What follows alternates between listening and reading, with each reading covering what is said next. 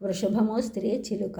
భగవద్గీత. పూర్వము ఉత్తమ బ్రాహ్మణ కుటుంబమున సుశర్మైన వాడు కలడు. అతడు వైదిక జ్ఞాన శూన్యుడై దుర్జన సాంగత్యము చేయుచు క్రూరలగుచు జపతపాదులు పరిచయించి విషయాలసుడై తిరుగుచుండెను. వ్యవసాయము ఆకుల మొట్టయు ముఖ్య వృత్తులుగా జీవయాత్ర గడుపుచు మాంసాహారీ ఉండెను. ఇట్లు కాలం గడుపుచుండగా ఆ మూర్ఖుడు ఒకనాడు ఋషికి వాటికి ఎందు ఆకులు కొయిచు సర్పదృష్టిగా మరణించిన. ఆ పాపాలమన్నారు నా నరకబాధలను అనుభవించి మరుజన్మను ఒక వృషభముగా జన్మించను. కుంటివాడు ఒకడు దాన్ని వాహనముగా చేసుకుని మిక్కిలి భారముగు పనులు చేయించుండగా 10 సంవత్సరములు గడిచెను. ఒక నాడు ఉన్నత పర్వత ప్రదేశమున ప్రయాణము చేయుచు ఆ వృషభం భారమును భరించలేక కింద పడి మరణించను. దైవవశమున కొందరు సాధువులు ఆ మార్గమును నెగుచు ఆ వృషభమును చూసి జాలి నుండి దానికి సద్గతులు కలుగుటకై తమ సుకృతమునందు కొంత ధారపోసిరి. అప్పుడు అదే ప్రదేశమును వెళుచున్న ఒక వేసి అయ్యో నేను ఎట్టి పుణ్యమును చేయలేదే, నేను ఏమేమి పుణ్యం చేసి తినని ఆ ధారపోసేదను అని ధారపోసెను.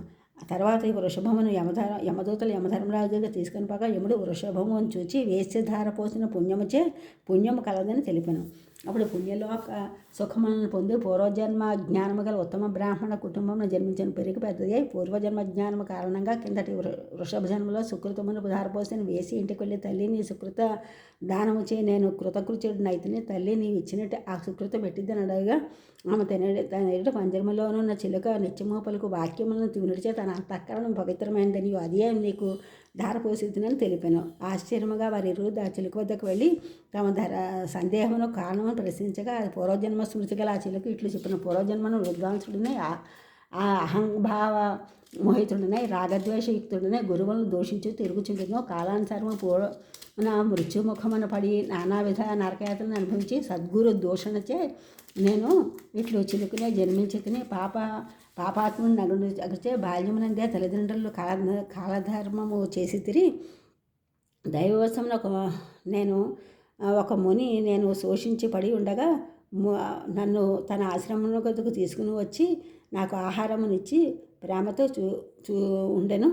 అతడు నిత్యము తన శిష్యులకు భగవద్గీత ప్రథమాధ్యాయమును బోధించుండచే అవి విని ఆ ఉపదేశములను నేను నిత్యము వినుచుండటం వలన అది పట్టింప సమర్థురాలనైతే దైవవశంలో ఒక దినమున ఒక చోరుడు నన్ను ఆశ్రమమునకు వచ్చి అపహరించి ఈమెకు వికరించను. ఇది నా వృత్తాంతమని తెలిపాను. ఆ విధముగా ప్రథమాధ్యాయము నిత్యము పఠనము చేయుటచే పాపములు నశించి చిలుకకు పూర్వజన్మ స్మృతి కలుగుటయు వినుటచే వేశ్యకు అంతఃకరణ పరిశుద్ధమొకటియు వేసి చేసిన పుణ్యముచే సుచర్మ పాపముక్తియు సంభవించను. ఈ విధముగా ముగ్గురు ఆ నిరంతర గీత ప్రథమాధ్యాయ పారాయణముచే జ్ఞానోదయం కలవారై ముక్తి. ఈ ఛానల్ చూసిన వారందరూ కూడా సబ్స్క్రైబ్